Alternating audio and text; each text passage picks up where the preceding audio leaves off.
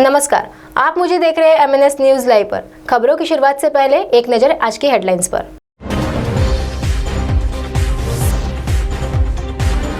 देश में उत्तराधिकारी और विरासत संबंधी नियमों में एकरूपता के लिए सुप्रीम कोर्ट में एक याचिका दाखिल। लोकसभा में कृषि मामलों की स्थायी समिति ने छत्तीसगढ़ की गोधन न्याय योजना की तारीफ की। कोविड-19 महामारी की वजह से चालू वित्त वर्ष में वॉल्यूम के आधार पर आवासीय बिक्री में 34% की गिरावट। अब खबरें विस्तार से। देश में उत्तराधिकारी और विरासत संबंधी नियमों में एकरूपता के लिए सुप्रीम कोर्ट में एक याचिका दाखिल की गई है।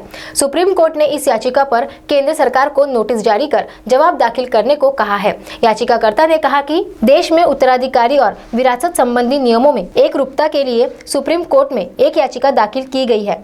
सुप्रीम कोर्ट ने इस याचिका पर केंद्र सरकार को नोटिस जारी कर जवाब दाखिल करने को कहा है। याचिकाकर्ता ने कहा है कि देश भर के प्रत्येक नागरिकों के लिए उत्तराधिकारी और विरासत संबंधी नियम और आधार एक होना चाहिए। मौजूदा समय में अलग अलग धर्म और लिंग के आधार पर अलग अलग कानून है। याचिकाकर्ता ने यह भी कहा कि देश भर के प्रत्येक नागरिक के लिए उत्तराधिकारी और विरासत का आधार एक होना चाहिए और ये धर्म या लिंग के आधार पर अलग अलग नहीं बल्कि एक समान होना चाहिए। लोकसभा में कृषि मामलों की स्थायी समिति ने छत्तीसगढ़ की गोधन न्याय योजना की तारीफ की है। समिति ने यहां तक कहा कि यह योजना पूरे देश में शुरू की जानी चाहिए। समिति ने मंगलवार को सदन में अपनी रिपोर्ट प्रस्तुत की थी, जिसमें इस योजना की सराहना की गई।